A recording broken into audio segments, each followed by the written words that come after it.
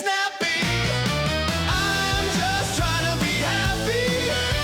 It doesn't seem that frequent. I try to keep it a secret. Keep it a secret.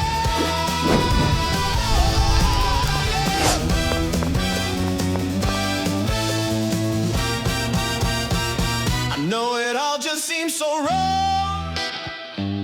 Now I'm stuck on this show. Only bombs.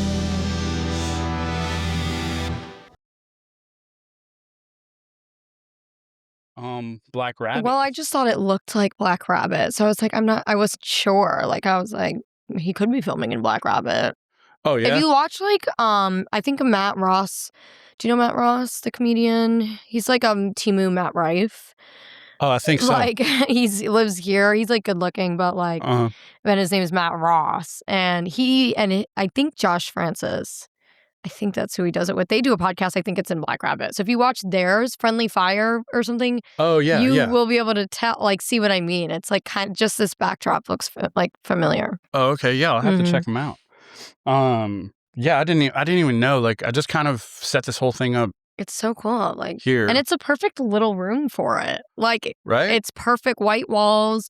It's small, so like the sound is, condensed. So Yeah. this is a great little thing you got going. Very cool. Yeah, when we moved in, we had this as a bedroom, and then like we had like one bed in here, Mm-hmm. and then somebody stayed and we it was her mom stayed here, and after her mom left, we were just like, well, now what? And I just kind of presented her the idea that I was like, well, I've always wanted to do a podcast. Mm-hmm. And I was like, but I want to do like my own studio. So I basically fucking marketplaced everything. And, Nice. Yeah, this is great. I mean, the microphones are sick. The table got a good thing going, dude. Yeah. Happy for you. Thank you. Yeah, it was good when I had like the camera. Like I had one camera and I used to use my phone. And that was like a massive pain in the ass. Mm-hmm. And then when I finally was able to get the second camera, that's when I was a game changer. Yeah. You got set up so good. This makes me think, like, I've always wanted to do a podcast. And I'm like, it would be so hard, but I'm like, this doesn't look so hard. I could do it. Yeah, no, you could totally do it. Yeah. The only thing is The equipment is just the most expensive part. Getting Yeah. all the equipment, yes. yeah, but you can budget everything. Like these mics, everybody uses these mics. These are like $80 mics. Oh, yeah. And Yeah. it literally says pod mic. It literally just says pod mic. It's literally a pod microphone. Yeah, it's just a pod microphone Yeah. specifically Sponsor for that. us. Yeah, exactly. Pod mic. Rode. Literally for podcasts.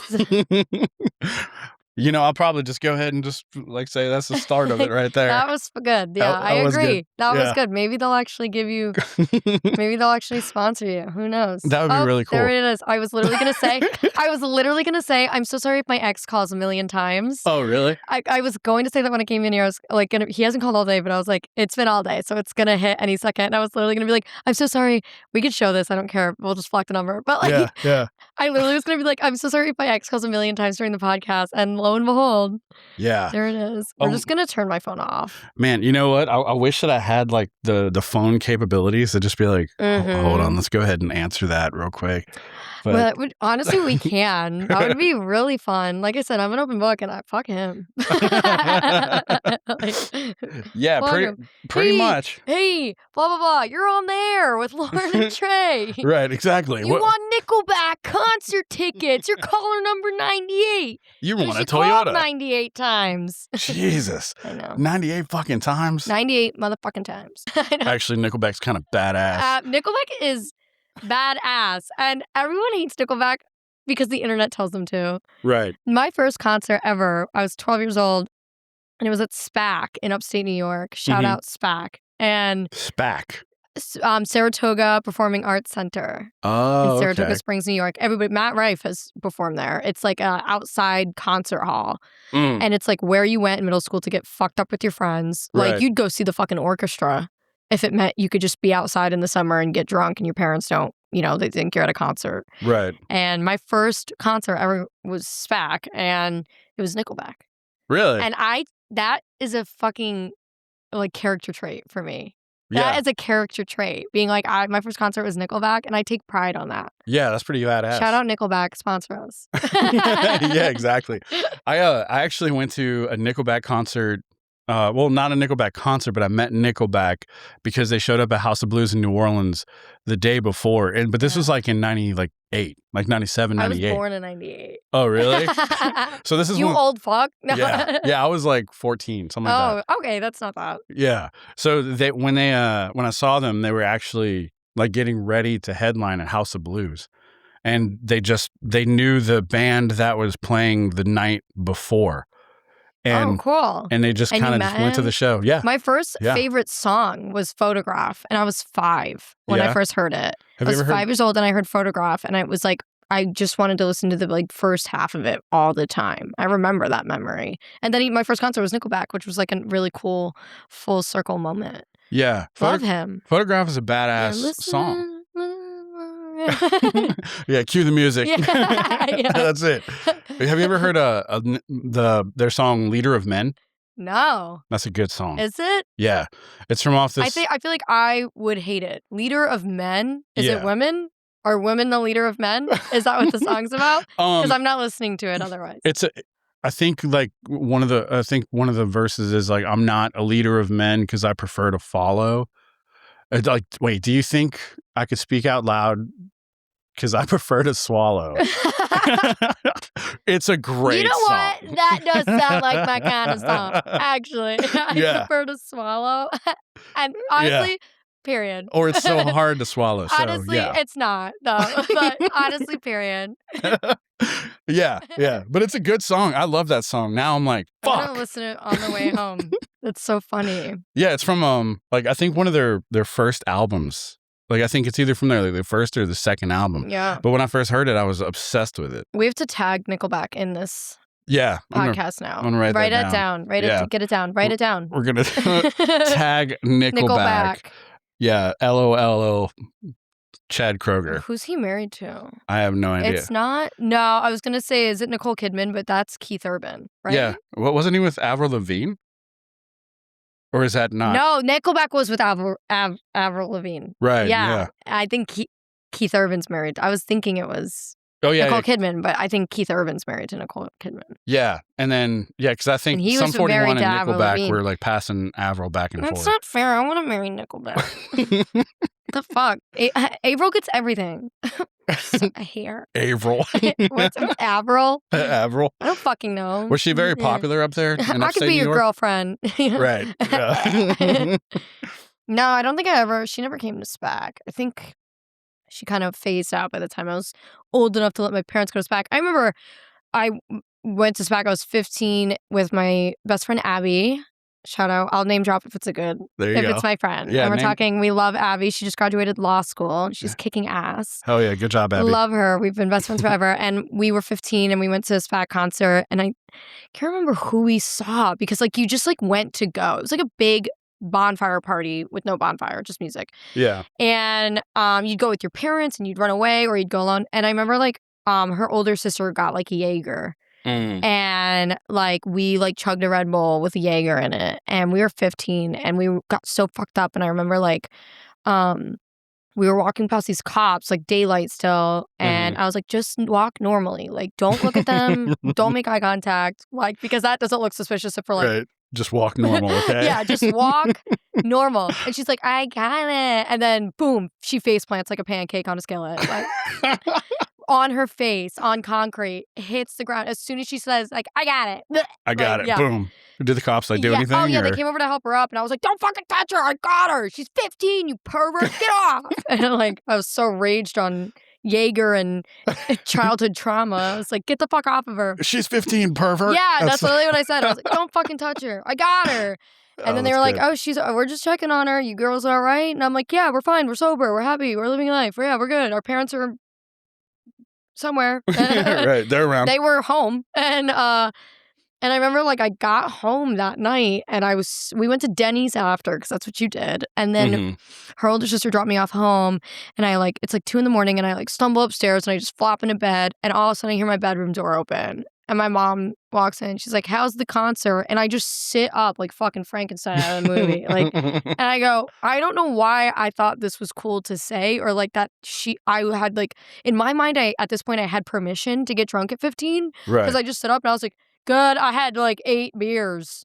That's what I said. Direct, just like that. Right. Just dead eyes staring. And she goes, okay, you're grounded. We'll talk about it in the morning. And I was like, cool, Mom, love you. And just passed out. God. Woke up in the morning. She's like, give me your phone. I was like, I don't even know what you're talking about. Why? All I did was go to a concert. She's like, you told me you had 8 beers. And I was like, I'd be saying shit. Okay, I was kidding. 2 in the morning. I'm autistic. Come on. Like, I made it up.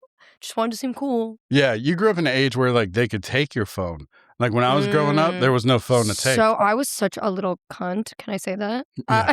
I was say whatever you want. Such a little cunt that I would not. My mom, I'm the youngest of 4, so my mom gave up at the point of me. And I was like, honestly, I was a really good kid. And the older I got in high school, the better I got. Like middle school, I was a little crazy, smoking weed. And then like 9th through like senior year, I was like a straight A bullied theater kid. No, really? Never partied, didn't smoke weed.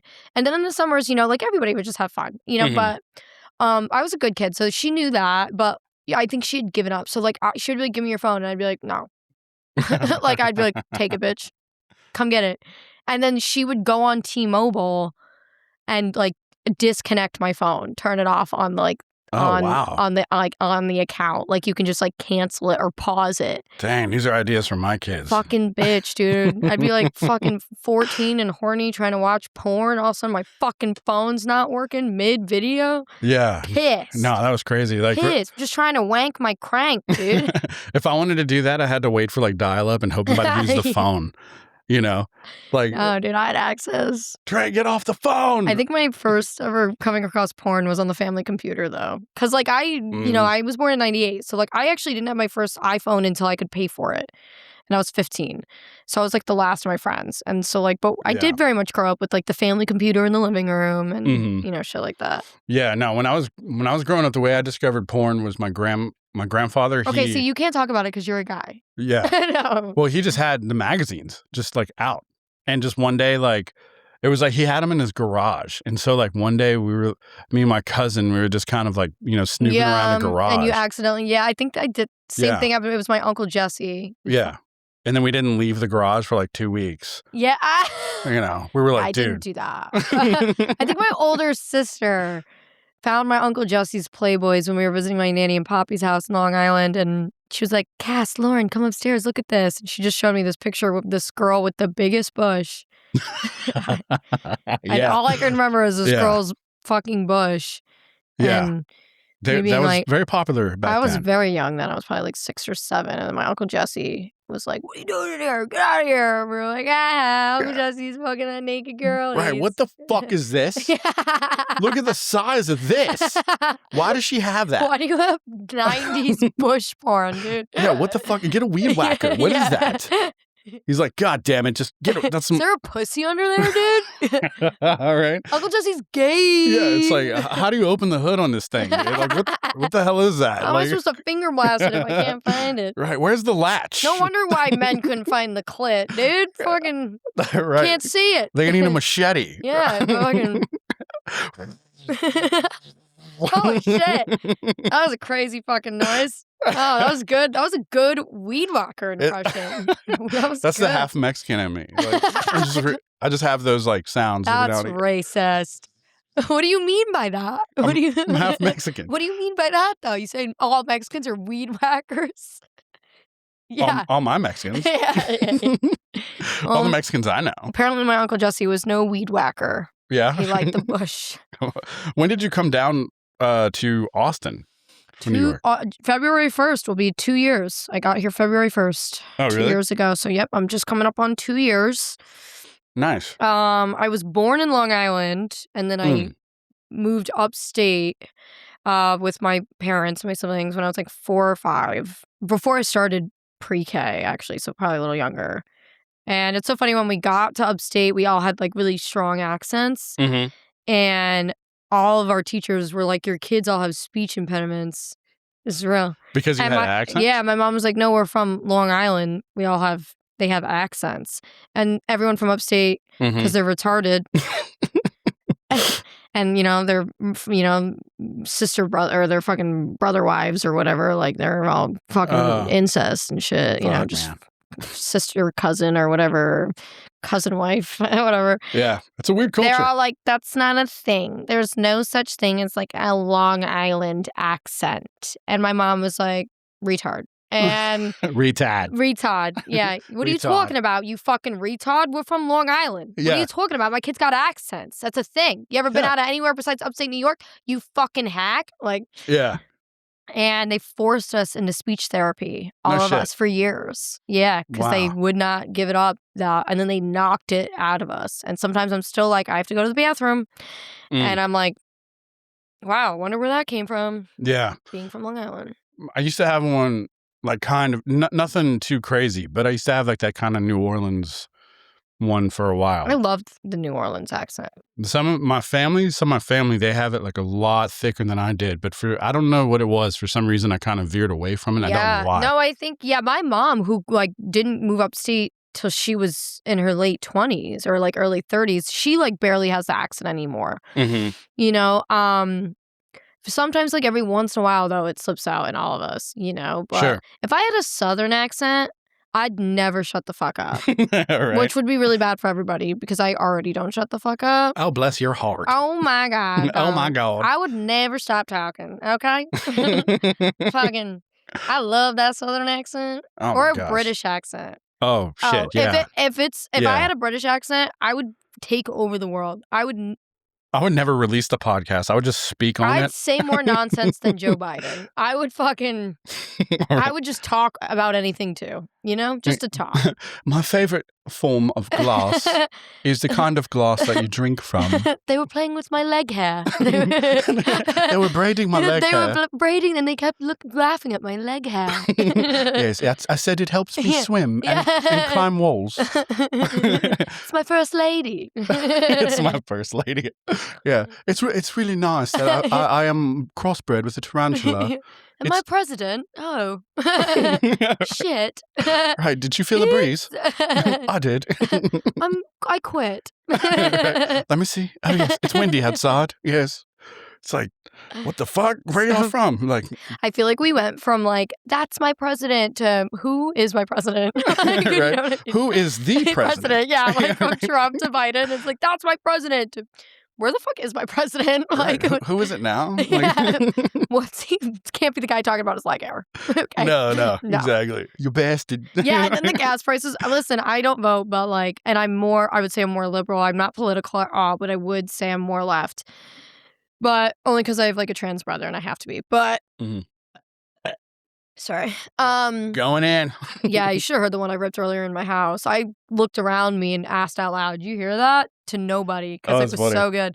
Yeah, which end did that come out of? Yeah, I was like, "Did you guys hear that?" I was like, "Fuck, nobody's here, dude. Nobody ever will know that." It was a butt chuck. It was like 20 seconds of just like ripping, like Elf in the movie. Like he had nothing on my burp, dude. Okay. Yeah, you spit out a cat. Yeah. Yeah, dude. No, I'm not. Yeah, so I'm not super. But I feel like when Joe Biden was president, those gas prices, man, they started to smell like Trump 2024. Yeah, they kind of went up a little bit. Yeah, during Joe Biden's, and I was like, you know what? Maybe Trump's not so bad. Like those gas prices when Trump was president were, what I mean? And now they're real good again.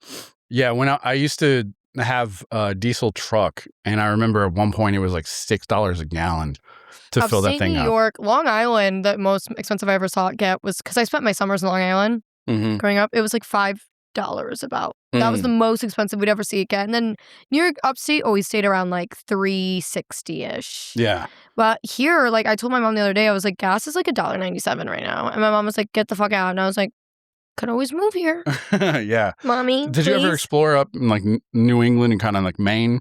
No, I never went to Maine. I did go to college in Boston or Massachusetts, not Boston, but Massachusetts. So I did explore Boston, and my brother actually lives in Boston now. Oh, nice. He actually just got an amazing chef job. Oh, he good. went to culinary school. I remember when I started comedy and decided to make this big move, my brother, and it was so sweet, and I think about it all the time. Cass, is his name. He just got engaged too. And Congratulations. yes. And I remember he texted me when I was playing. He texted the family group chat and he was like, because him and I both dropped out of college and he kind of was lost in life a little bit in Boston. And he kind of became like a stoner and like he kind of just wandered off on his own. You know, he was the first to leave. And he texted the group chat and he was like, you know, I'm going back to school. I'm going to culinary school and I love to cook and I want to get my, you know, certificate and be a chef. And, you know, I just want to say Lauren jumping into this comedy dream and planning this huge move to Austin is what inspired me. Oh, that's great. I wonder if I still have the text, but I still think about it. Yeah, he was just like, she inspired me to go back to school to pursue my dreams. If she can do this, I can do that. And it was just like so heartfelt. So he graduated and he just got like a huge, and then he did kind of like little chef jobs, you know, after school, you know, nothing huge. And he recently just landed this really amazing chef job at this very nice restaurant in Boston. So congratulations to him. Yeah, I'm so happy and proud of him. Can you say like which restaurant it is? Or? Nope, I don't remember. Gotcha. I love him, but I don't care that much. Yeah. I'm too focused. Yeah. I went to culinary school for like 2 months. Nice. And, okay, cool. And it was too much, honestly. Yeah. I honestly like kind of shocked he did it. And he did it. You know, nothing against him, but like usually going back to school. Because like what I did was not going back to school, right? Like what I did was mostly fun and games. Going back to school, you know, when you're older is a whole different ballgame. So like I'm shocked that he got through it just on the base of like most people wouldn't follow through with it in the end. Yeah, it wasn't easy. Yeah, no, you know? I imagine. And he was like top of the class, like top of his game. And he sent me pictures the other day of food that he's making. And I was like, just so happy for him. So he's killing it out there. That's awesome. So Boston, I've been to Boston. I explored that. I'm not from Buffalo. I'm not from Western New York because there's a fucking difference. Western New York, I hate people that are like, I'm from upstate New York. And I'm like, me too. Where? And they're like, Buffalo. The Buffalo? Niagara Falls, right? That's not upstate New York. No. You fucking retard. Right. Okay, idiot. Sorry, idiot. That's Western New York. And they're like, it's upstate New York. And I'm like, really? Because if you're looking at a map, it's fucking west. I'm up, you're west. Up west, up west. That's west, I'm up. Upstate. Exactly. I'm from the Adirondacks. So I'm living say that word again? Adirondacks? Adirondacks. Adirondacks. There's no N. It's not Adirondacks. It's Motherfucker. Adirondacks. A-D. You want to hear how I've been pronouncing that? Adirondacks? Worse. Much worse. Adirondack. I was like, it's an Adirondack chair. You're lying. Did you just make that up for the pod? No. Don't do it for the pod. No, I literally went How do you say it? I said Adirondack. Adirondack. I'm from the Adirondack. I'm from the Adirondack. That's like when people call Albany, New York, Albany. Albany? Albany. Yeah. It's Albany. It's pretty bad. I've never heard someone... I hear people say Adirondacks, but there's no N. It's not A-N-D. It's Adirondacks, A-D. See, I don't know why I was saying it like that. Say it again. Adirondack. Adirondack. Adirondack. Yeah. It is spelled like that, though. I've been there. You sounded that out and then said it out loud. Yeah, I'm very like... Maybe you shouldn't... You were a sounded out kid. I still am a sounded out kid. You were a very sounded out. Yeah. Very much. Right. Yeah. That's me. Adirondack. Adirondack? I can't even say it how you say it. Adirondack? Sounds like a type of cooking tool. Like, right. Can you hand me the Adirondack, yeah, please? It sounds like a type of axe or some shit. Right. Adirondack for the quickie. So it's a quiche. It's Adirondack. So my parents live in the Adirondack Park with the Whiteface Mountain is around there and stuff, and it's got the high peaks, and they live about like 2 minutes, like a 2-minute walk from Lake George, New York. Well, they live in Lake George, New York, but the Lake George, is actually the like number one most cleanest and beautiful lake in the U.S. Oh wow! It's always been top 10, but I think in like 2024 it got number 1. And Thomas Jefferson, actually, one of the French and Indian War battles was fought there. Really? Yeah, right on the lake, the Battle of Lake George, I think in the 1700s. And I think it was 1766. Or no, or way earlier, 14 maybe. No, really? I don't know. It's either 14 or 17. Shit, it's so fucked up because they have it in big. So there's Fort William Henry, which is the original battle fort. Pull still it up, Jamie. Standing there. Who are you talking to? Who's Jamie? Joe Rogan. You know? Oh, I don't watch Joe Rogan. Right. And Joe Rogan's for men. Gotcha. Yeah, I have Leader to grow, of men. I'm not. I tried to watch Joe Rogan, and it asked me if I was male or female before I clicked play. And it was Really? grow a penis first, and then you can watch Joe Rogan. All right, I'm ready. Yeah. Strap my dildo on, and then it let me. And then I had to take a picture, send it to him. It was crazy. Adirondack chair. Let's go. I've got my Adirondack, and I'm ready to go. That's so funny. I have to record you saying that later and send it to my mom. She'll love it. No, the original fort that they battled in is still at Fort William Henry. My parents live like 2 minutes from that. It's right on the lake. So they fought the Battle of Lake George. It was in the French and Indian War. So super historical place. And Thomas Jefferson, it's a real quote. You can look it up. He said Lake George was the most beautiful thing he'd ever seen in his entire life. He said it way more captivating than that. Like he was like the mountains and the landscape. But you can look up the quote actually. And yeah, so it's a very the Jersey Shore cast has vacation there many of times. Actually, I remember like I was working in the Lake George Village as a high schooler, and Snooki had come in. I was working at a haunted house in the middle of summertime there. Scary. House of Frankenstein, which has been there since the 60s, and it's like a staple. I worked there in high school, and Snooki came in with some of her friends. So it's very well known. Like Jenny, Jay Wow's ex-husband, still comes a lot. Roger, I think his name is. So it was very like normal to see, a very tourist town, very normal to see people like that. David Portnoy owns a house on Saratoga Springs Lake, which is right, a couple 20 minutes up the road. Oh, nice. Rachel Ray graduated from my high school. It was a very rich, bougie town. Oh, wow. And I was like the poor kid. Oh, we were the poor family. Yes. We like moved every 2 years, like from hotels sometimes. We lived in like motels. And then I met my stepdad when I was 11, and he bought us a house, and we've been basically in the same house ever since, which is like 2 minutes from the lake, and it's a beautiful house. And so, yeah. That's good. So what did you do in the haunted house? So there was Dr. Morbid's haunted house, which is like down the road. And it was like a little haunted house where you'd take people, like groups on tours, and you had this like 12-page script you had to remember, and you had your character. It was like, and we all had British accents for some reason in the middle of Lake George, New York. Because it was like supposed to be the Dr. Morbid's like house of wax, like his house. Oh, okay. So for some reason we were all British. It would be like, welcome to Dr. Morbid's haunted house, house of wax. And then you'd take them to all these really cool rooms and hit the triggers, and you had your scare person. And my character's name was Bean because my brain was the size of a bean. That's what the doctor called me, and he used to beat me, and that was my character, basically a retard, and it was just a character, though. I was like his little servant, and then there was another character that I would play when I get bored of that one, named Sylvia, I think, who was the assistant to Dr. Morbid, who was secretly in love with him. Oh, okay. And was devastated that he died. So it was super fun. And then you had the House of Frankenstein, which was like very well known. Like people will know what I'm talking about. It's like it's like a very alive since the 60s, and it's just like a wax museum in the dark. So there's no live people. It's all like original scary movies behind like cases, and you push the button and they all do something. And that's cool. Very, very cool. And they had like the guy dressed in Frankenstein costume that would like go outside every 15 minutes, and you could take pictures with him. And it was always the foreigner dude. Like it was always like the fucking dude on like a student visa that we made the Frankenstein, because they'll do anything. They'll do anything. Yeah. And it would be so hot in that costume, dude. I always felt so bad for him, but they were always so tall. So like you needed someone tall. We need an alien today. Those Estonians, Ari Matty, you're tall as fuck. We always he would have been a great Frankenstein. So he is. He's a lot taller than I thought he was. And they always, and it was always like someone from Estonia, because they were super tall. And there was like so many work visa students that would come work in the Lake George Village for the summers. And they were so cool. We got to work with them, and they were really awesome. Nice.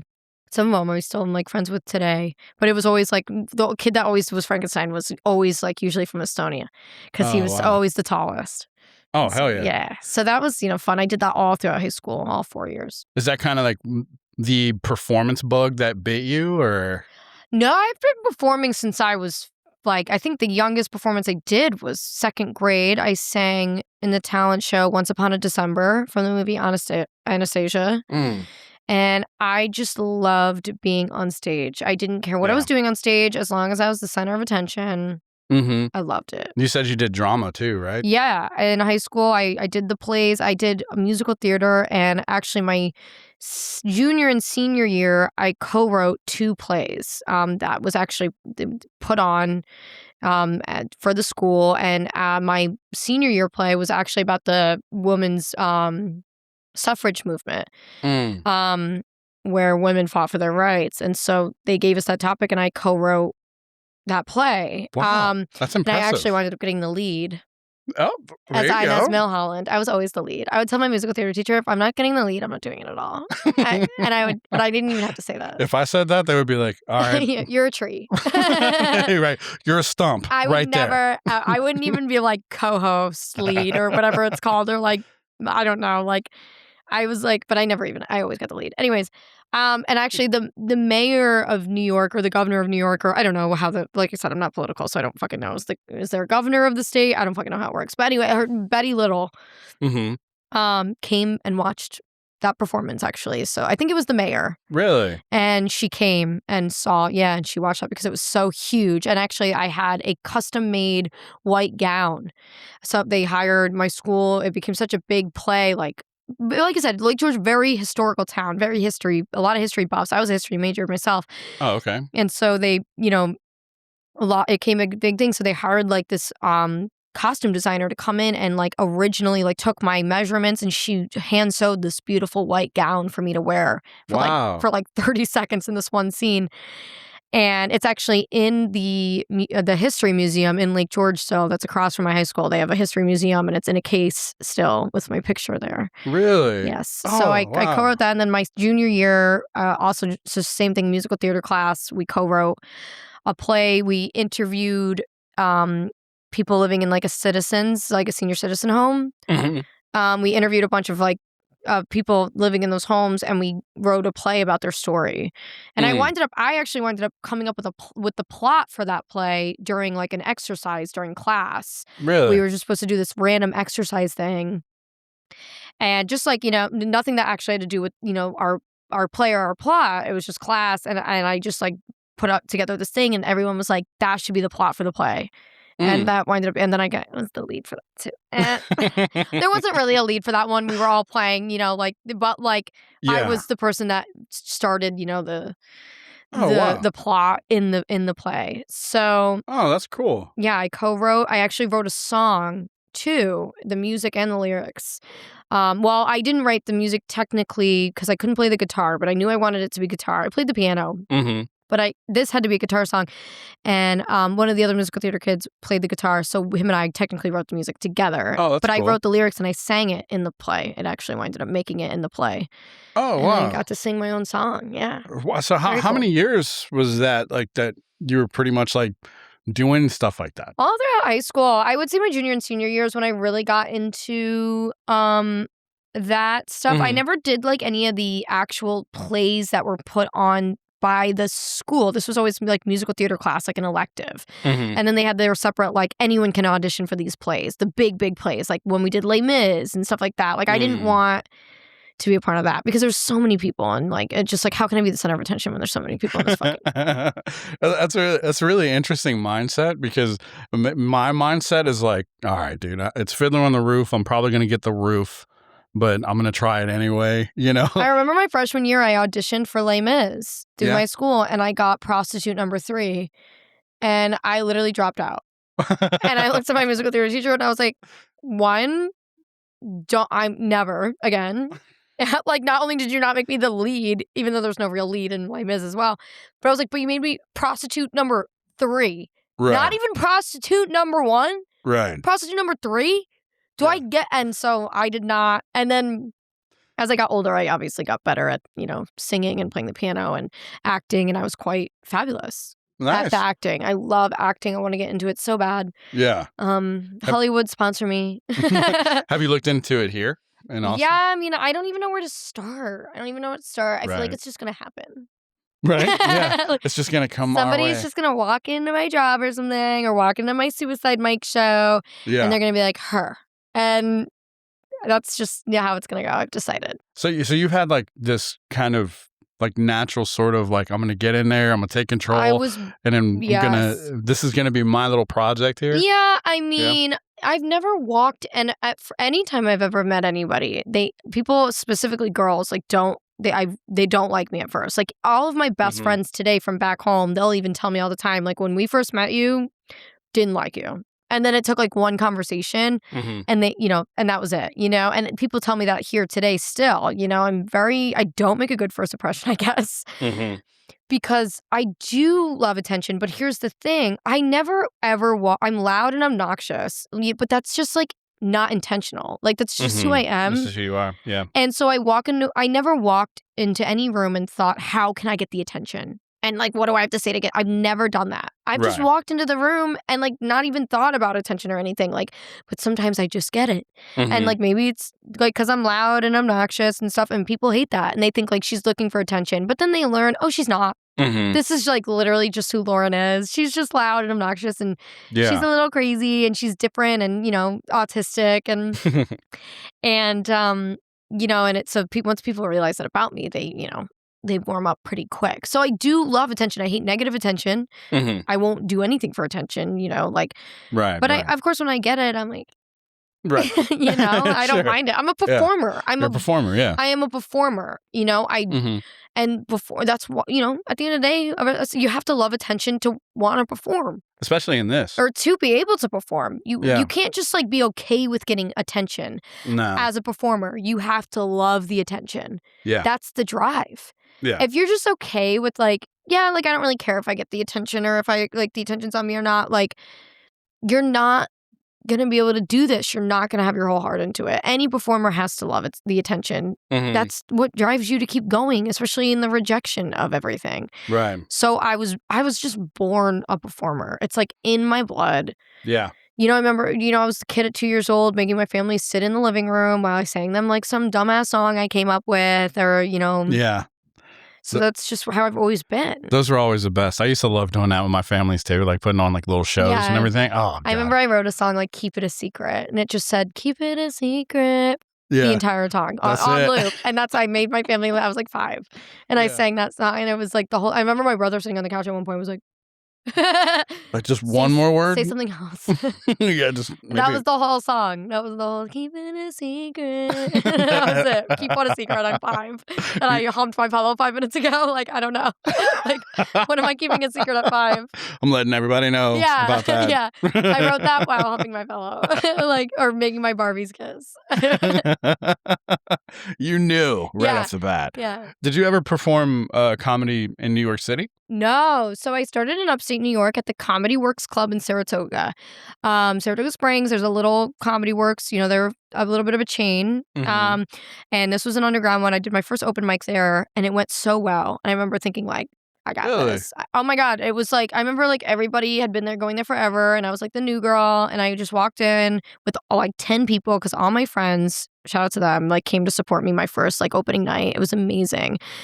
And it was the first time I was like doing something again with my life, especially after my dad died. Like it was the first time I was like, fire was ignited again. And so like they all came to support. So everyone like that, all the other comedians that had already been, doing it for a while that were there were of course like very impressed. Like, look at this girl brings 10 people to our open mic. And I wound up doing 5 minutes, and I actually like it's probably still one of the best clips I have. Really? Today. It was just, and I remember being like, I got this. And I learned very quickly that I did not have it. I had to work. Right. Just because I had my first set ever went really well did not mean I learned very quickly that it's a lot of work. Yeah. Did you prepare for this? For like Austin or this podcast? Oh, sorry. Fair. That's very fair. Did you prepare for your first performance? My first open mic. Oh, yeah. I wrote, it was probably the first and only time I wrote word by word the script, which I still have in my apartment now. Oh, with notes and everything. And it was a 5-minute story about shitting myself at Jesus camp when I was like 8 years old. True story. Hilarious. And of course the end's like a little twisted, but like for the most part, the entire story's true. And of course I threw in some like good pops throughout it. And being on stage and performing. I was a little nervous, but, like I was, even though it was my first time doing comedy, definitely not my first time being on stage, like Right. performed in front of hundreds of people at this point, being a junior and senior in high school. And I knew I was funny. I remember even like in one of the plays I co-wrote my junior year, I wrote a side character named Shaniqua. And I played her.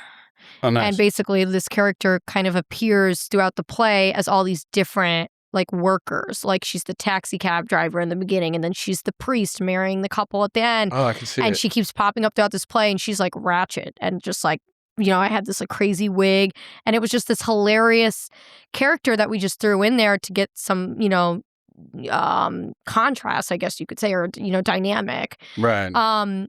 And comic relief. And I wrote this character, and I remember for most of I improv'd all of her lines throughout the play. She really didn't have any lines, and I will never forget. My principal came up to me after the play, and he was like, "That character was the highlight of the play." He goes, "You had the entire audience." I remember he said the word rolling. Yeah. My principal, and I was like, "Isn't that when you take Molly?"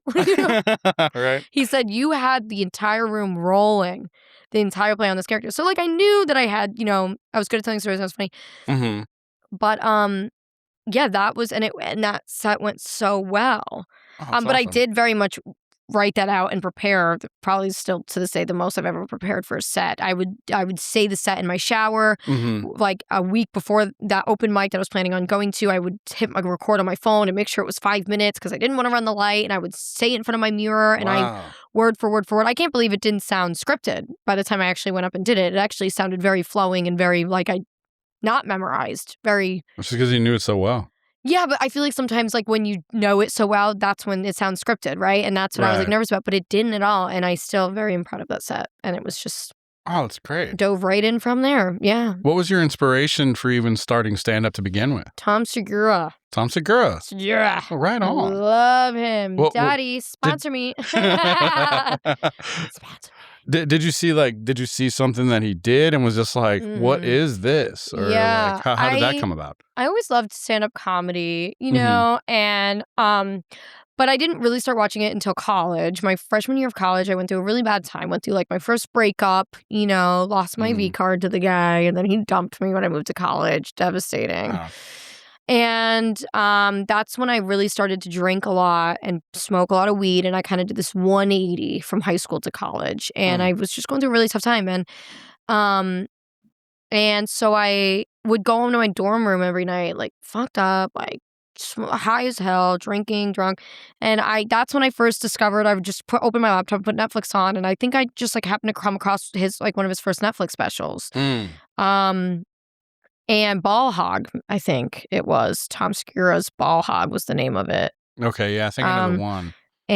Or Mostly Stories was another one. And I just came across it, and I was like, fuck it. Like, I know I like stand-up. I don't watch it, a ton, but I know when it comes on the TV, I like it. And then from like that point on, for the rest of my college freshman year, I would come home and like watch those two sets anytime I was like feeling really suicidal or like really depressed. And I have to say, Tommy, Daddy, and I would tell this to you, I've never fangirl. I've met a lot of famous people at this point in my life. The first famous person I ever met was Matt Rife. Can you believe that? Like, and I didn't fangirl. I stayed calm. Really? And I've stayed calm throughout every famous person. I've never been like, can I take a picture with you? I've been very cool, very chill. Tom Segura is the only person that if I walked into the room, I would fall to my knees. Like I would. And I just have to say, Tommy, and I would tell him this in prison, saved my life my freshman year of college. His specials, and I know it's so corny and comedians even hear it all the time. You saved my life. You're funny. Your jokes saved my life. You make me laugh. I mean it so much. I was very dark in a dark place. Yeah. And there were so many nights I went back to my dorm room being like, this is it. I'm going to do it. I'm going to, off it. I'm going to, pills, alcohol, Zoloft, a bunch of Advil PMs. And I would put on that same, and it was the two same specials. And I would just constantly watch them on repeat. And I would never stop laughing at them. They never didn't get less funny. Yeah. And it really did save my life. And it was just, and that's when I really got into stand-up. And I think it was always in the back of my mind that like, I just was like, I'd love to do this. And it just didn't seem possible. Like, how do you even start? Where do you go? I live in the bumfuck nowhere upstate New York. Is there even a comedy club around here? I was like, what am I, how do you start a dream like that? It didn't seem plausible. Right. And years later, I mean, it just like all of a sudden I was just like, I got nothing else to do. And I was older. So I just like told my friend, I was like, I think I want to try doing stand up one night. And he like looked up open mics in the area. And I was like, there's not going to be any open mics. And he was like, there's literally a Comedy Works Club in Saratoga. Oh, wow. Friday night open mic, which is crazy. Yeah. And it was huge. And I just did it. I had like nothing else to do. And like, here I am. Wow. And I think the dream was always in the back of my mind. I wanted to be funny and I wanted to make people laugh. Yeah. And yeah, I think it was always there and I just never acknowledged it. You know, it was like the thought of me doing it one day was like the equivalent to like aliens landing on my roof. Sure. It's not going to happen. Right. It's like it's not a thing. It's not a thing. It's not even a thing. Yeah. Did you come to Austin in pursuit of comedy? Mm-mm. So that's another, so since I was born, since I had cognitive thoughts, I knew I did not belong in upstate New York. Gotcha. I didn't belong in New York. I knew that I was just meant for more. And that's not to say anything against anybody I'm from a very small town where nobody ever leaves. Mm-hmm. And I remember like even when I told everyone I was moving, like a lot of my friends and people would be like, you're getting out, dude. You're like one of the like 1,000 people that get out of here. It never happens. Everybody settles down here and they get married and they have a baby and they buy a house. And that's great. That's awesome. Like but so everyone was like, you're getting out. You're actually doing it. Mm-hmm. And I knew, and there's nothing wrong with staying in that town. I wish I felt like that. I wish like I'd grown up being like, this is where I belong and I love my life. But no, I just remember from 5 years old being like, I don't belong here and I need more. Mm-hmm. And feeling that like that at 5 years old was very, like that's a big thing to feel at 5 years old. And I vividly remember feeling like that. Yeah. Not feeling like don't belong here. Mm-hmm. And you can't even comprehend a feeling like that at 5. You just know that's what you're feeling. Right. And just growing up, I never stopped feeling like that. And the older I got, the more like it started to really drag on me and really, and again, like even the thought of moving out of my hometown, the only life I've ever known where nobody ever left, that was also like the equivalent to aliens landing on my roof. It just like, again, not a possible idea. Where am I going to go? What am I going to do when I get there? How am I going to make friends? How can I afford to live on my own? I can't even afford to live on my own here. Yeah. In New York, like I don't have a degree. And it was just like, and like also like I could never like actually picture like moving away from my family and being on my own. And like I didn't even take my first plane ride until I was 21. Oh, wow. Mm-hmm. Really? Yeah. We were poor. Yeah. Yeah. We were poor. You're kind of like a balloon. You're just kind of like hovering there, just waiting for somebody to cut the string. Exactly. But like, I didn't even feel like I was hovering. It felt like I was a deflated balloon on the ground. Sure. Like there wasn't even the possibility to cut the string. And I just kind of accepted it as my life. And I was like, I'm just going to be like everybody else and settle down. And all my friends in high school thought I would be the first to get married and the first to have a baby because I was such a good girl. And like waited to lose my virginity until I was like a little older. And like I was very good. And now all my friends are married and have babies back home. And I'm nowhere near there. And it's so crazy. We talk about it still. Like, we all thought you were going to be the first one. And I'm like, and I wanted a baby so bad growing up. And now I'm like, no. Yeah. But, it was just like I would look at all these cities all the time. And like Florida and Fort Lauderdale or Chicago. And like I would look at pictures and do research just to do it. And nothing hit. Nothing hit. And I never even looked up a city in Texas. Never even thought of the state of Texas ever. It was out of all the states, Austin, 50. On my list. Gotcha. And it wasn't until I met Matt Rife, which was a very, amazing thing that had happened to me right after I started comedy. Life-changing thing that I believe, I still to this day, I believe that was fate. How'd that happen? I did my first comedy set and I posted that entire 5-minute clip, which now I know, like, don't do that. But nobody's watching 5 minutes of your clip. Yeah. Especially your first one. I'm learning too. Sorry. But sorry about that. It's deleted now. All right. But I posted that in his opener at the time, and he had just started the Problematic Tour. Just started it. And this is June or July 2023. Yeah. Oh, okay. I think 2024 or 2023. I can't remember. Not too long ago, very shortly before I moved to Austin. And his opener, like, I can't remember exactly how it happened. I think he like came across the clip, or like we randomly started following each other on Instagram. Oh, nice. And I don't remember who saw what, but it was like we came across each other somehow. And I didn't even realize it was his opener Because like I didn't, I wasn't, crazy girl obsessed with Matt Rife, but of course all my friends were, and I knew of him. And and he reached out and he was like, yeah, I think he might have seen the clip and thought I was funny. I mean, let's be honest, he wanted to bang, right? But like, I would fuck for a free Big Mac. You know what I mean? So like, free Matt Rife tickets. I'll let you put it in my ass. Yeah, me too. So like, yeah. Beat ya. Right. Yeah. On his list, I think I'm 50. 50,000. Right. And no, so I think he thought it was funny or something of that sort happened. But I mean, honestly, I think he also just thought I was cute, and like that's fine. But anyways, he was like, "We're gonna be in Waterloo, New York, which is about 3 hours from you. You seem funny. You're cool. Why don't you bring a friend? Come meet us. Come to the show." And I was like, and he was like, "We'll be there this weekend." And here I am sitting in my 9-to-5 law firm job. You know, never met a famous person in my life. Never been in a different time zone. Like never. I'm just living this I just did my first comedy set maybe a week before. And now all of a sudden I'm going to meet, one of the fastest rising comedians in the world. Like meet him, hang out with him. I have a personal, this was when he literally, it was like the third show of his problematic tour. Right in the beginning. I mean, everybody knew him. Right. And here I am all of a sudden having a personal invite. And I'm just like, I remember like asking him too, I was like, is this a prank? Like, are you pranking me? And he was like, yeah, it's a prank. Matt and I just like to fucking message random girls and prank them. And I was like, nah, is it? And he was like, no, it's not a fucking prank. Like, bring a friend, we'll put you up in the hotel. Come on. I feel like that's a perfectly normal question given the situation. Exactly. Though. And I know he wasn't really a dick about it, but he was like, yeah, it's a prank. And then like, even when all the way up until I sat my ass in the audience, I thought it was a prank. Like, so I remember like going on Snapchat and being like, and like all my girlfriends were like, take me. And I was like, fuck you. You're coming with me. My oldest friend, Megan, met her when I was 5 years old. She was my first friend I ever made in life. We're still best, very close today. She got babies and stuff now, but we literally grew up together since we were 5 years old. And so, and I knew she, she had kids at the time and she didn't get to live anymore like a lot. She kind of gave up her youth to have kids. And I just know, she never really gets to have a lot of fun. And I knew she was obsessed with Matt Rife. She was one of the ones obsessed, but she was a good girl. And I knew I could trust her. Yeah. And I knew I could go off with them and do my own thing. And she might not necessarily be able to come.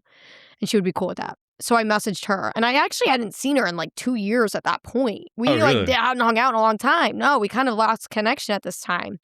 And I messaged her and I was like, hey, no, we haven't talked or seen each other in a long time, but do you want to, I got this extra ticket to Matt Rife, a personal invite, and we can meet him and you can do the meet and greet and we can hang out with him all weekend. Do you want to go? And she like calls me and like, I just get a call and I'm like, oh, she's calling me. And it was like, and that's it when I answered the phone. Damn, she was like freaking out. Freaking out. She goes, is it real? Are you fucking with me? And I was like, no, I think they're fucking with me. And therefore I'm like, I don't know. Yeah. And 3 days later, she told her job where she just got a new job at the time. She told her job, she goes, I just got invited to Matt Rife, so I can't work this weekend. And she's like, if you want to fire me, that's fine. They're like, we're not going to fire you. It's Matt fucking Rife. And then even her boss was like, I'm going to fire you if you don't go. Wow. And I remember my boss at the law firm told me that too. He was like, I'll fire you if you don't go. Wow. So 3 days later, we're on the road to Waterloo, New York. And it was the most magical ride of my life. The sun was coming down in front of our car the entire time headed towards Buffalo. Nice. And I just knew on that ride there with my, oldest friend in the world that my life was going to change forever. I didn't know how, I didn't know why, I didn't know, but I knew that my life was going to change. And it did. And I ended up traveling with them a little bit every other weekend for about a month. We all just hit it off. I went to Waterloo, New York, and then I went to Atlantic City, met them there and stayed the weekend there with them. And it was then that his opener was like, you got to move to Austin. That's the comedy capital of the world right now, baby. And he was like that. And then that was the last weekend I was with them. And I went home really depressed. My time with them had ended. And I was like, well, fuck, what am I going to do now? I thought this was life-changing. And then I remember he told me, move to Austin. So I looked up a picture of Austin, Texas at my law firm job back in my 9-to-5, being like, what the fuck am I going to do now? This almost basically traumatic thing just happened to me. It was almost traumatic in a way. It was so, I couldn't even comprehend what was happening before it was over. By the time it was over, but by the time I understood what had just happened to me, it was over. So I couldn't even grasp it before, it ended. And that was very traumatic in a way. That's pretty crazy. Yeah. And I looked up, I was back in my 9 to 5 and I just typed in Austin, Texas, and a picture on Google popped up and it was like that. I belonged there. I was going. 4 months later, I saved up 10 grand in 4 months. Wow. I picked up a third job. I was a makeup artist, a paralegal, and a legal assistant. And I picked up a job at Texas Roadhouse, ironically. Oh, wow. Worked every single day for 4.5 months straight. No days off, and saved up about 8 grand. Wow. Fixed up my car. 4 months later, packed it up, drove here with my brother. That was it. So you get here. Was it like immediate? Like as soon as you get here, you're like, all right, I'm gonna go find the first place to do comedy that I can, or did you know anyone and kind of like have somebody to show you the ropes? So I came to visit before, and because they, his opener, Matt's opener, kind of, like had friends here, so I visited before in January, and I met everybody then, and then when I moved here like 2 days after I moved here. My grandfather, who lived in Long Island, still died. Kind of out of nowhere. He just got pneumonia and he died. And it was my father's dad, who my father passed away a couple years ago. And that hit really hard. And I just had gotten here 2 days before. My brother had just flown back home and now they're having this funeral and I can't get home. God, that's tough. And so I'm just stuck here alone dealing with that now. And he was the first, not the first grandparent to die, but like I said, my dad's dad, so it hit a little hard. So I didn't do comedy when I first got here. And that kind of hurt me a lot because now I'm going to the comedy clubs to meet and network, but I'm not actually doing any open mics, right? Mm-hmm. Didn't look good to the scene, which I get.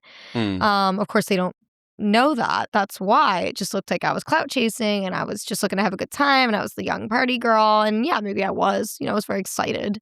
Yeah. I was in a different time zone for the first time in my life. It was crazy. I went from living in a town where I graduated with 75 kids to now being in this huge city. I did it. But that was a big reason it took me a second to actually start doing the open mics. Oh, wow. What club did you go? Like, what was your first club here?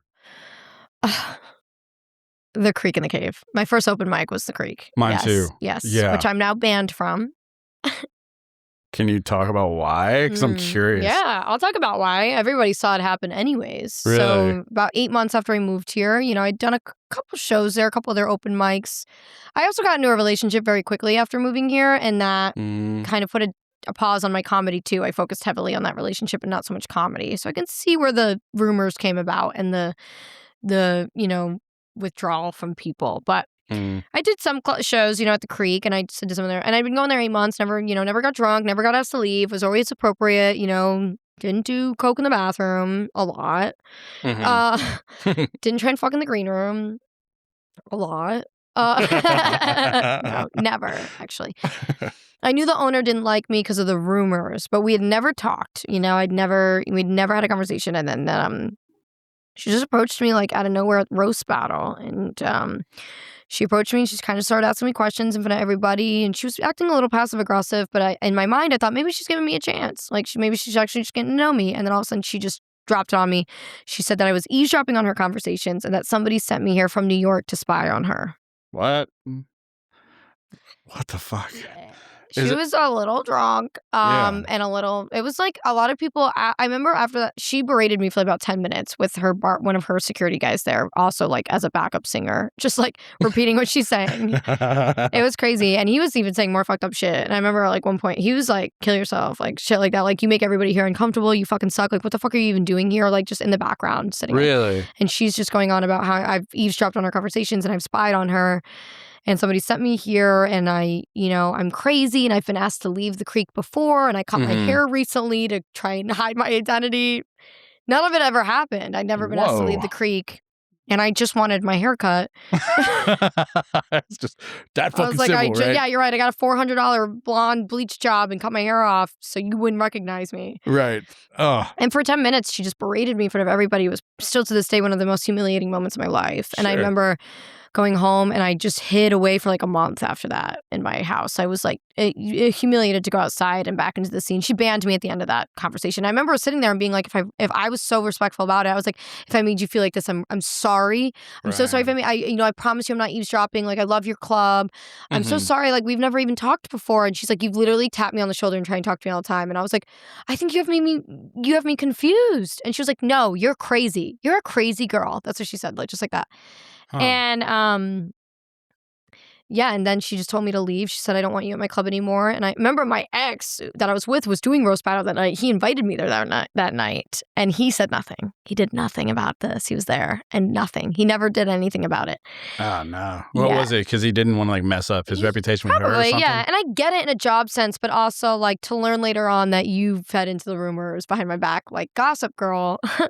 Yeah. And you know, that's why he couldn't say anything, actually. You know, it's because he was part of the problem.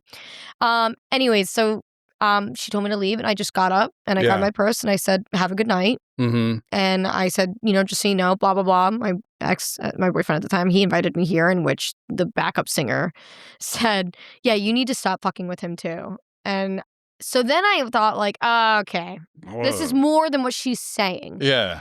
You know, Like, she just can't say anything actually real because she has no proof. Yeah, I was like, who the fuck are you? Like, right. Like, how are you telling me to live my life, motherfucker? That's crazy. I'd never even seen him before. It was absolutely wild. And the way he was talking to me in the beginning when everything was fine, he was like not being passive aggressive at all. He was like, so what do you do for a day job? And I told him, and he goes, I used to do like Botox and stuff like that, med spa. And I was like, yeah. And then as soon as she dropped it, he was like, it was crazy. Oh, God. Like, he was like, oh my God, that's so cool. Like, so you do like vitamin injections and shit. And I was like, yeah. And then all of a sudden he was like, you know, nobody wants you here. You make everybody uncomfortable. Who even are you? Every time I see you here, I'm like, who the fuck is that? It was wild. Even though, so that's the thing. I hid out for like a month. And then when I finally came back out into the public, because that probably put me in a really dark place. I was suicidal, I'd even say. I was humiliated. And then finally, when I decided to, you know, show my face again, everybody was like, girl, we saw it. Yeah. We know it was fucking schizophrenic shit. Right. Like, that was schizophrenic shit. Like, everybody now will be like, that was some crazy ass shit. We know how she can be.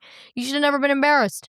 Yeah. You know, that we heard what she said. And now, like, I've heard, like, she did it because of this and this, and there's a bunch of different reasons she's told other people. Probably because at this point, she doesn't want to say to people, well, yeah, I banned her because she was spying on me, because that sounds fucking crazy. Yeah. So now, like, she's come up with all these other reasons. Like, apparently I called a raid on them because they were drinking after hours. I didn't even know that had happened to them. You know, like, I was like, I'm doing coke in the bathroom. Why would I fucking call a raid? I was one of the people there partying after hours. Yeah. What do you mean why would I be the one to call a raid? How the hell did you develop this reputation of being some kind of saboteur like this? I think, like, because one, I didn't do comedy right when I got here, and that, you know, hurt me. And then I did have a relationship with somebody I shouldn't have. Not even a relationship. I hung out with somebody a few times that I shouldn't have right off the bat. Yeah. For no other reason than I liked him and I wanted to. Right. And that didn't look good when that got out. Right. And I totally understand why. Sure. And I just did a podcast recently where I said, like, you know, these club owners, they've seen female comics that have fucked their way to the top and that are clout chasers. It happens all the time. And these club owners have seen it firsthand. These real clout chasers, these real comics that fucked their way to the top and didn't deserve it. Right. So in the sense of, like, I understand and I almost respect and agree with your stereotype when I first moved here. I didn't make the best decisions. I didn't know the rules. And I totally understand and accept why you stereotyped me.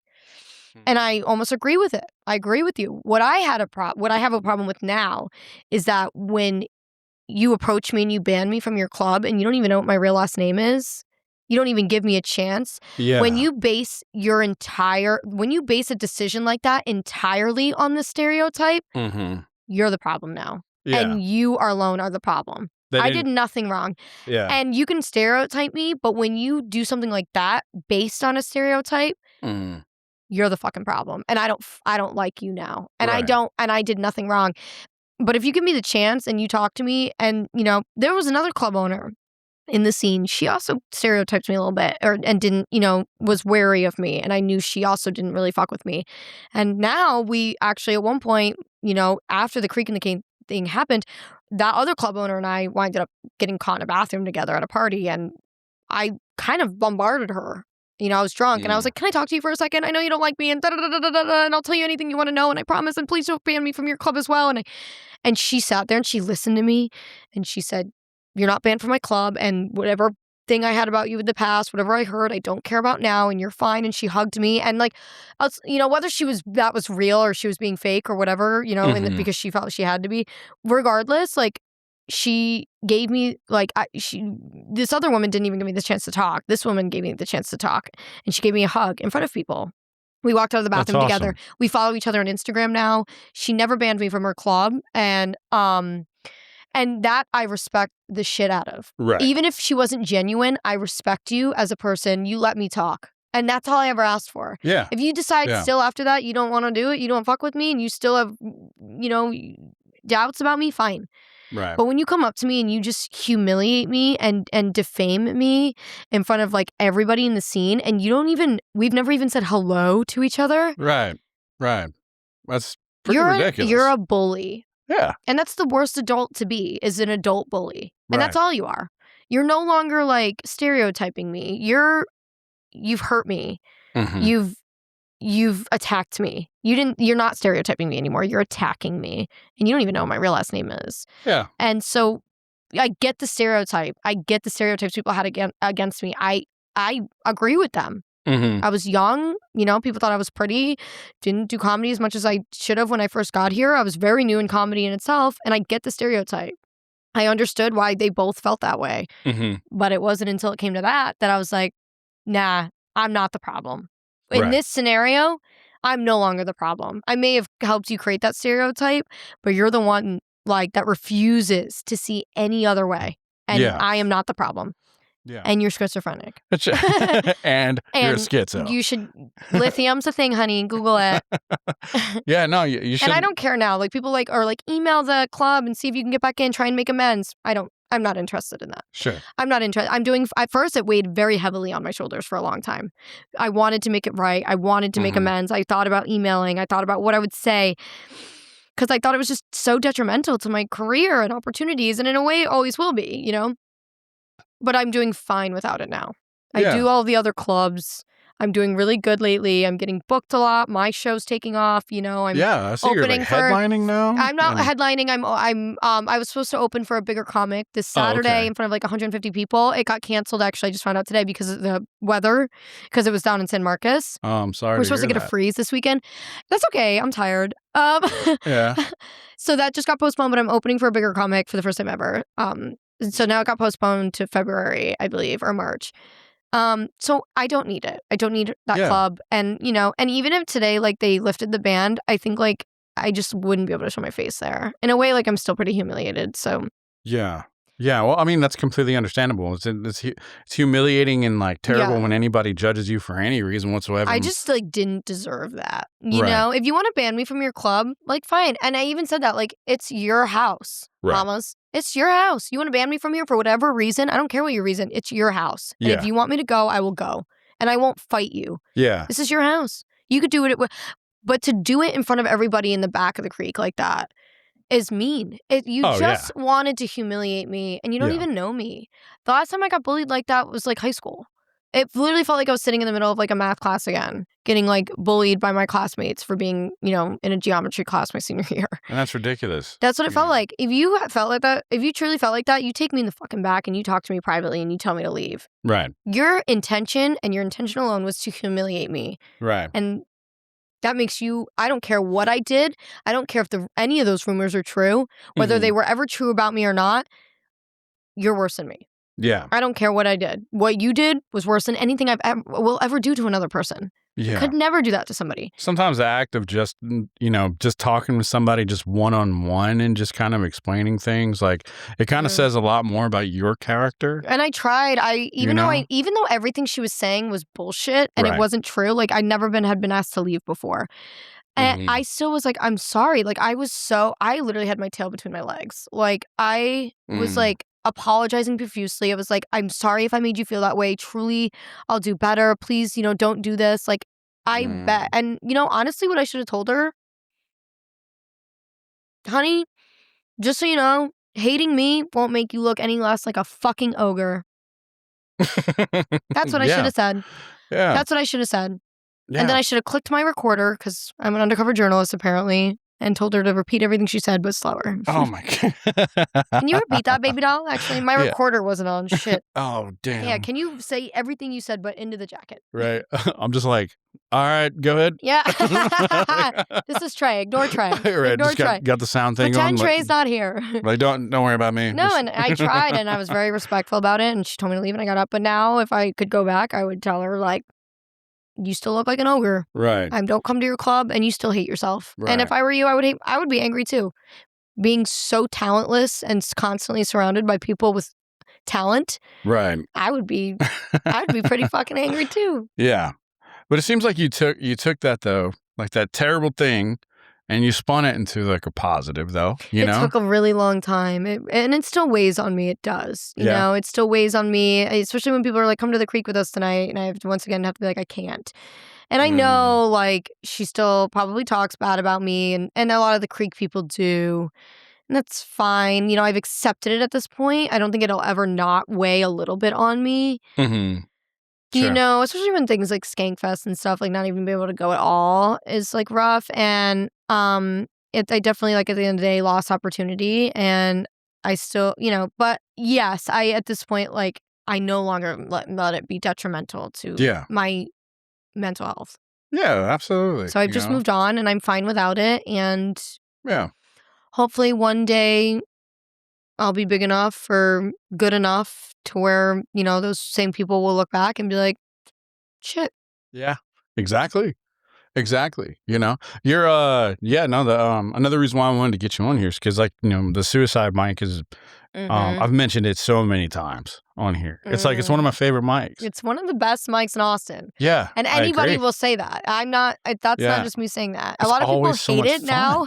People hate it because it's the ones that like can't take the criticism and call me a bitch. They like don't sign up anymore, but like it still has one of the biggest audiences. You know, we're blessed to have it right after KillTony ends. Because we do, you know, kind of ride off that audience a little bit, but it's my job to get the audience to stay. And I do that. And I'm very good at that. And the comics appreciate that. And not just because I show my boobs at it.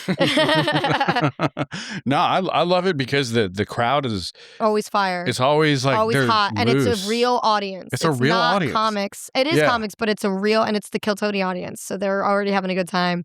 Yeah, and it has actually become one of the best mics. And people think like awesome. The suicide thing is a dark thing. They're like, that's really dark, but actually, people don't know that I named it the suicide mic because one, if you couldn't kill Tony, come kill yourself.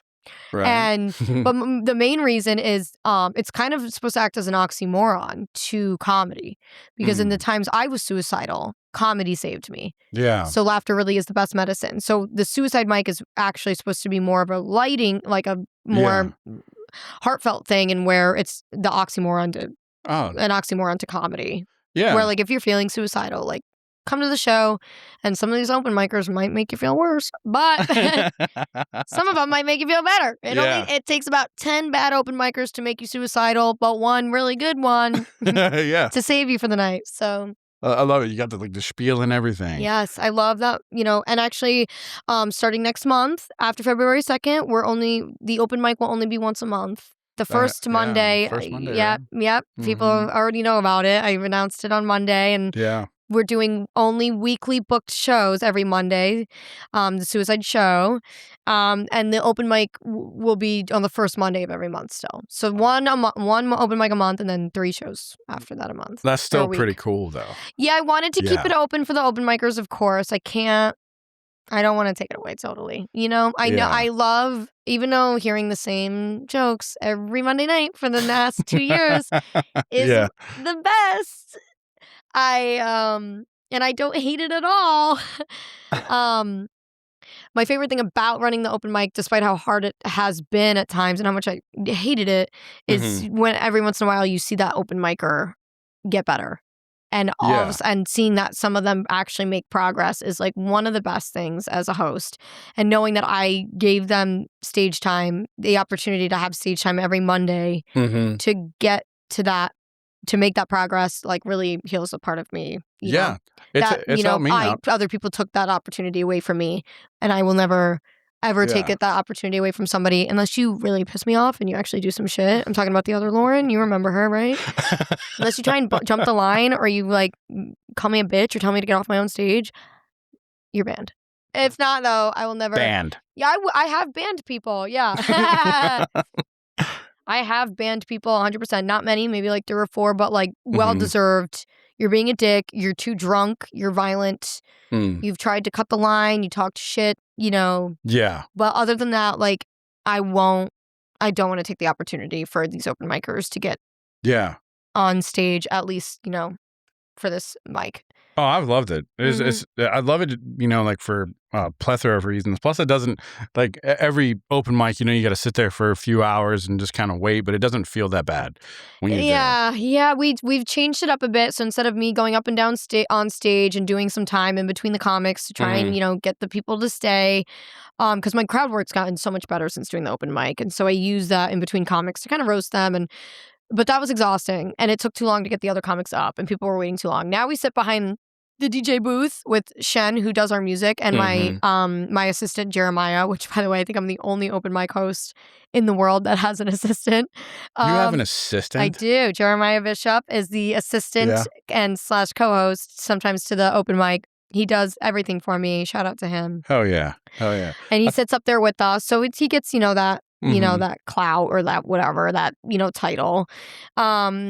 Even though it's mostly like, hey, can you go get me a vodka lemonade from the bar? Or like, hand these out, bark get people in here. No, he's great. He's amazing. And he does get extra time, and he does get to make comments in between comments. But now we stay behind the DJ booth, and I just call them up from the DJ booth with a microphone, gets them up so much faster. And people are loving it now. Yeah. This past Monday, signups kind of tapered off a little bit the last couple months. Really? And since we started doing that, because people were waiting so long to go up, and I was like, I'm taking too much stage time. I'm getting too excited. And that's not what it's about. And so since I started doing that, like this past Monday, we had like 50 to 60 signups again. Oh, that's awesome. Everybody wanted to sign up again. That's awesome. Yep. Yeah, I think another reason why I liked it so much is because you actually gave me like the opportunity to like host, and it was the very first time I've ever hosted. Oh, I didn't know that. You're supposed to have experience. Yeah. You lied. Yeah. You lied. Because every time somebody asks me if they can host, I go, you got experience? And if you don't, I don't want you. So you lied to me. Yeah. I heard you did great though. Well, that was my first time hosting the suicide mic. A comedy open mic. Okay. So I heard you did good, so I'm not mad about it. I used to do your band. Your band. Right. Wait until we're in front of people. Yeah. Oh yeah. That's right. I'm gonna wait till you're at the open mic, and then I'm gonna sit you down and pretend that I'm giving you a chance, and then berate you for 10 minutes. I used to do music open mics. So cool. So like now that I used to host, like actual hosting. You had also been doing comedy too. I have so many open micers now that are like, I want to host, and they've been doing comedy for 2 minutes. And I'm like, not only have you been doing comedy for 2 minutes, but you have no hosting, and it's a hard mic to host. It's not easy. Any open mic is hard to host. It's way harder than it looks. Yes. But mine specifically, with that amount of audience and the amount of signups and the amount of people coming up and down. I remember like the first time I ever hosted my open mic was for Leo when he was running that open mic, and I did 1 a.m. to 2 a.m.s on Mondays. The first time me going up, first comic I brought up, I'm shaking, and I'm like, this is about Mothership comic, and he's gonna do 2 minutes for you guys and make it loud. And then I pronounced the name wrong, and like even I was fucking nervous. So that's why I'm not being a dick when I'm like, you need experience to host this open mic. That's true. I don't want you. It's way more overwhelming trying to keep track of all that shit. You're gonna fucking crash and burn. And keep track of all that shit was definitely something that I realized. And just being on stage up and down like that, not being used to it, it got me the first couple times. It took me while before I found my flow hosting an open mic. It was nice. I loved it. Yeah, so, it's fun. What kind of tropes did you learn hosting? Like, what kind of things that you see is like a normal progression for like a newer comic? Yeah, I would say like my crowd work has gotten phenomenal. I'm not like a crowd work comic typically, but when I first started doing comedy, I was like, I'm gonna crush at crowd work, and I did not. It's way harder than I thought to think like that on stage quick. I'm witty off stage. Yeah. Wasn't as witty on stage as I thought. Since hosting the open mic, it's all crowd work. It's all riffing in between comics, and I've gotten amazing at the crowd work. Really, really good. So I've learned that. And then, I've only been doing comedy I've been doing comedy over 2 years now. I still consider myself an amateur. I don't consider myself an open micer at this point, but I do still say 100% I think I'm an amateur. Absolutely. I think until I'm like 4 or 5 years in, I'm going to be an amateur. Same. However, because I've been hosting this open mic since the beginning, every Monday, with only a couple, times missed, I do know what good comedy is at this point. And I feel like have that voice to be like, I feel like you could say this a little differently, or your delivery's off, or the joke was good, but the delivery's off, or the delivery was good on that joke, but take out the adjectives. Which is crazy for me to say because I don't really know what an adjective is. But And I've seen good open micers, and I've seen good comics. I've seen Mothership comics. I've seen every single kind of comic you can possibly imagine I've seen on my stage at some point at this point. So I feel like I do have a little bit of that voice, starting to get that voice where I can be like, that's not working. Yeah. Or that's not good. Or you're not going to make it, or you are. Or, I feel like I can definitely tell the difference between like good comedy and bad comedy at this point. I've learned that. And also just like listening to other jokes has made me better, and learning like what not to do sometimes. And being like, I don't like what this person did and how they said it. And so like I'll change something about myself. Or I'll be like, I liked how that person did that. I've learned how to stand up for myself a lot more and been like more confrontational too, because you have to be. Yes. Especially like in the times where I've had to ban somebody. Like when I was on the stage one time and somebody ran the light and I said like, you got to get off the stage. And then I got on stage, and on their way out, they were like, get off the stage, bitch. They said it to me. Oh, really? And nobody's ever going to tell me to get off my own stage. No. Especially like I do this for y'all. Right.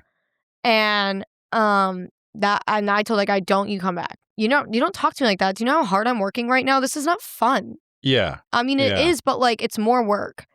Play hard. What is it? Play hard. Work hard, play hard. Yeah. Yeah. So shit like that. And like if he came back today, I wouldn't be like, leave. I'd let him go up. That was a little whiles back. But at the time I was like, you don't talk to any host like that. You're supposed to be nice to us. Right. Yeah. Suck my ass. Kiss my ass. Right. Fucking tie my shoe. Yeah. You want stage time? Fucking suck it, bitch. Just give it a little kiss. Yeah, look at this graph. Yeah. Look at this dick. Kiss. Give it a kiss, dude. Lick my butthole. You want stage time? Don't tell me to get off my own stage. You can lick my ass. Well, I mean, that's just common courtesy. You know what I mean? Right. The golden rule, if you will. Or even like one time I remember I went on a rant and I was like, I'm sick of hearing these same shitty jokes every Monday that you guys tell. And this comic who sits in the KillTony line for 4 hours every Monday to get roasted on a 2 million viewer show stands up in the audience and he's like, fuck you, bitch. You just called all of our jokes shitty. I'm not going to sit here and listen to this. And I go, I did not call all your jokes shitty. I said, I'm tired of listening to the same shitty jokes every Monday. And I was like, and that's just a fact. I'm not making that up. I have listened to the same shitty jokes every Monday. Some of you, 98%, have not changed a single set in the 2 years that you've been coming here. Yeah. It's not working. So maybe what I said, maybe it was bitchy to say that. Maybe I went on a little bit of a rant and I was angry in the moment. But at the same time, I know what I'm talking about. I have been... Oh, sorry. Am I too close to the microphone? I got excited about kissing my penis. Anyways. I could fix it in post. It's No, you're good. Sorry. I remember you said to keep it a little far. So I do... Maybe in the time what I said was off-putting, but at the same time, like I have heard the same shit. Like I'm not saying anything that's not true. Yeah. I mean, I've seen people too, like where I've gone up, just like when I used to hit up the open mics like consistently, like several times a week and everything. I'd see the same people and I could just sit there and like, like almost mouth their set with them, so I couldn't imagine being a host. And you tell them too, like it's not working and then you're a bitch, but then you'll sit for the KillTony signups for 4 hours hoping to get pulled on a show that's known for humiliating and berating comics that do bad. Yeah. But then I'm a bitch when I'm like, that's not working. Then I'm a cunt. But you'll let Tony Hinchcliffe say it to you simply because he's famous. And he's not a dick, right? No. Right. But I'm a bitch when I try and give you actual advice and I'm not berating you in front of 2 million people. Nobody's ever... I think maybe like 1 or 2 people have been like, hey, it might be funny if you add this. And I've always been... I don't even say that. Yeah. I don't even tell them like, that's not really... I'll just be like, I'll just roast them in a funny way. Like, I won't even actually. Yeah. Or sometimes every once in a while, I'll just be like, hey, man, just work on the delivery. Yeah. Most of the time, I'm like, that's a good joke, dude. You got something there. Your delivery's off. That's like all I'll say. It's the guys that come up and hit on me that I've been like, fuck, get the fuck away from me. I've gone off of, like, I'll bite you. Yeah. Those are the ones that too. talk shit. Those are the ones that go around being like, Lauren's such a bad host. She's such a bitch. It's the ones that have actually tried to hit on me that I get pissed off. And I'm like, get the fuck away from me. I'm working. Yeah. I've constantly told my brother, I was like, I would hate to be a female comic. A female host, dude. I used to have a sign up at the host stand for a little bit that said, "Don't touch the host." Because I would Really? have people come up behind me, random guys like signing up, and they'd like that I've met a couple times, and they'd like start rubbing my shoulders and be like, "You look tense. You need anything, baby?" Is that what the no touching sign is? I started putting that up. No Oh. touching. Don't Yeah, touch the I saw host because those. like they were up for a couple weeks until people like finally stopped. That's ridiculous. Or they'd just be like, "Thanks, baby," and like rub me and I yeah. so I had to have a sign up for a little bit that said, "Don't touch the host." I was getting touched 50 times a night by male comics. Can that's you imagine terrifying. these energy sucking? That is like the amount of Yeah. energy it sucked out of me to get touched like that by 50 comics a night. No wonder I became such a bitch. I mean, Have I ever berated anybody in front of a bunch of comics still? No. no, but it's understandable. That's fucking crazy. Honestly, It's like better just the fact that now. you have to deal with that. It's better now, I think. Like, but those are the people that like talk shit about the open mic now. It's not even the people that I'm like, your joke sucks. It's the people that I'm like, don't fucking touch me Yeah. and stop coming up to me to ask me the same seven questions Right. just so you can talk to me. I'm not sucking my own tit. They Right. do that. I'm not naive. I'm not sucking my own tit being like, they hit on me. They do. You're not asking how far are we on the list for the 13th time in under 2 minutes to know if you're coming up soon. I call everybody on deck. You'll hear it. Yeah. You're already here. You'll hear you're on deck. You don't need to ask me 13 times. You're coming over to because they always ask. And then like the 13th time they ask, they pull up a chair and sit next to me. And then I go, please don't. No one's allowed to sit at the host stand. Right. And then they're right. like, bitch. Really? Oh my God, that's fucking crazy. That's crazy. I could never like imagine actually like I doing hate my anything life, like Trey. that. Yeah, that's nuts. That's your name, right? yeah, it's Trey. It's off stage right now though. Off stage. Sounds like a rapper. Yeah. So what are your goals now? Because I know that you're going out and like I know you're hitting up and doing more shows and you're changing up the like the format at Shakespeare's there. So like what is your future looking like as far as comedy goes? Yeah. Well, I got out of a relationship back in August. I went home to New York and I was doing really, really bad. 90 pounds, not eating. I had to go home and get some help. And before that, I was in that relationship and I rarely did the open mics. I only had my open mic and I wasn't getting booked on shit. And then after I came back from New York, I was doing a lot better. I saw my friends and family. One of my best friends got married. Nice. And I was a bridesmaid and I started eating again and I really healed on that trip. So I came back to Austin. I was ready to come back. And the week I came back, I did like 8 open mics in that week with my very good friend Juanita, who we all know and love Juanita. I've been trying to get her on here. KillTony legend. I'll message her. Yeah, I'm doing her podcast tomorrow. You know how many times she's told me yes, but never wrote me back. She's a little flaker. Yeah. Juanita. That week, I remember like that's when Juanita and I got really, really close actually, because I came home from New York and I was like, I need to just focus on comedy and do these fucking open mics and really prove myself in comedy. Like it's time to actually start working hard and stop being lazy. That's the only way I'm going to prove myself to these people that keep talking shit about me. Sure. Because that was like the main issue I got so bad is just hearing constantly these awful things people were saying about me. And so I did like 8 open mics that one week I came back, which was the most open mics I'd ever done, probably period, since moving to Austin. Yeah. Wow. And that's all it took. It took that 1 week of 8 open mics and then all of a sudden I got, my first Black Rabbit show, and then I got my first Vulcan show, and then I got my first competition where I came in second place against an all-male lineup, and then black male lineup too. Really? Let's fucking put it there, dude. No. Oh, not just males, black males, second place. I can say the N-word now. No, I haven't and I never will. I've earned it. Yeah. Second place. No. I didn't really mouth it. No, and it took that, just doing the Roscoe's open mic a bunch, when I first came back to Austin and just, doing other open mics and stuff. And then that's all it took. And then all of a sudden, I was getting booked at the clubs and I got passed at Black Rabbit and I did I did 2 Saturday night shows there.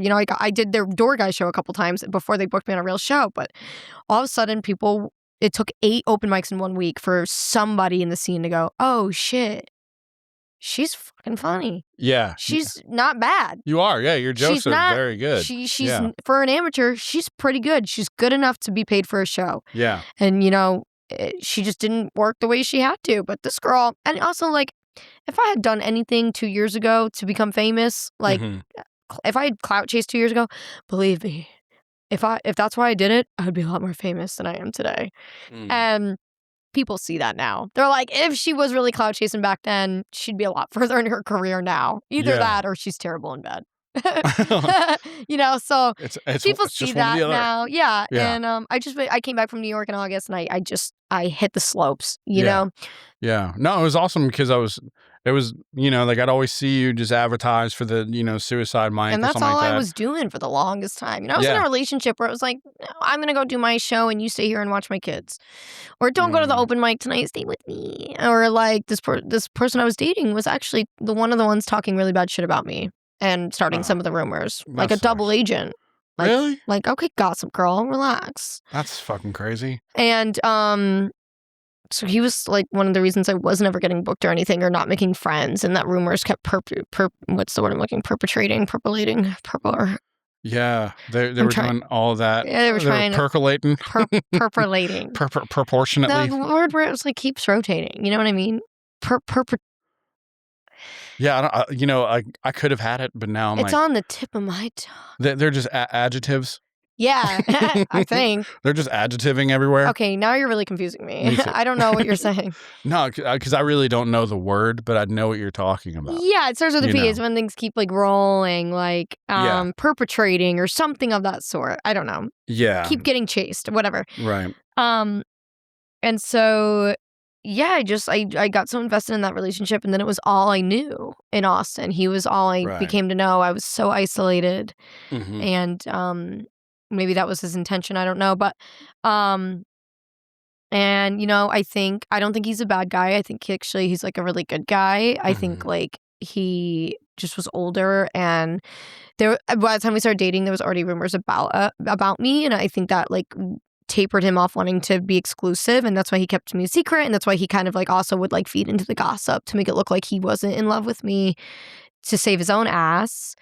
So I can see his reasoning behind it, but that's like a big reason, I kind of just I was dated somebody that very much isolated me, and the second I that wasn't a thing anymore, I did open mics in a week, and people were like, oh yeah, no, she's And now for the first time, I'm just now starting to feel like a comedian, and I feel very accepted into the scene recently, and it's a great feeling, and I hope I'm an example to others out there that are struggling with their reputation or struggling to make friends in this scene or getting involved with the drama. I hope I can be an example that, if you really do just give things time and then a little bit of effort, like it'll get better. Yeah. Because there were so many times I could have given up, and I should have probably, and I didn't. So I hope I'm a good example of give things a little bit of time, then push the gas a little bit, give it a little effort, and you'll be good. Oh, yeah. You know what I mean? No, it's true. I'm very happy I didn't give up. Yeah.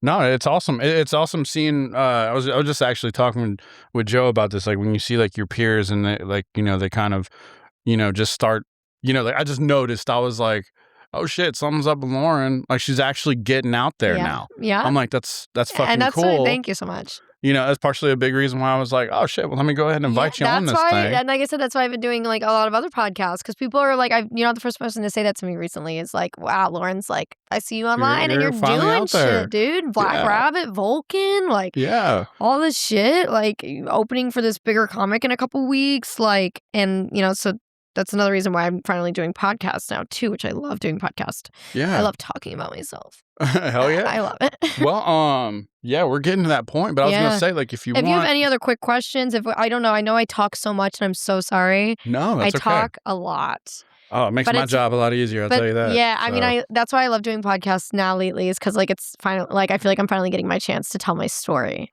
Yeah. So I'm sorry if I talked too much. No, that's exactly what I want like this to be, is I want like to give the comics the spotlight, you know, for people like to watch and get to know them, you know, because it's this life, especially the rise to get your dreams to come true, is very difficult, and it's not an easy one. So when somebody like you comes up and you have so much experience, somebody like me, what, like, autistic?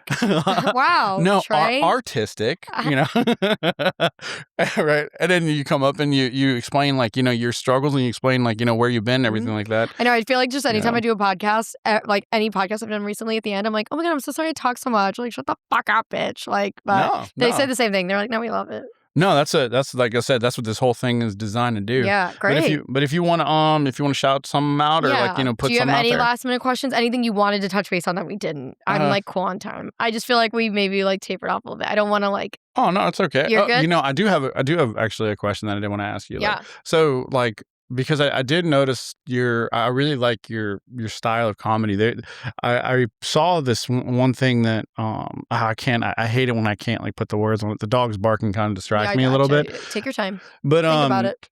But anyways, I was wondering, like, aside from Tom Segura, like, you know, like who's like your comedic like writing inspirations? Like My life. Your life. Yeah, definitely. Like I know I'm darker. I have like that darker humor, but like I only talk about things I know about on stage, and like I'm a storyteller. Yeah. So like I just take everything I say on stage is like true. Like that's awesome. It's in some capacity at least. You know, of course you got to have the punch, but when it comes to my writing style and my joke style, that's completely based on my own experiences and how I you know, like to deal with that.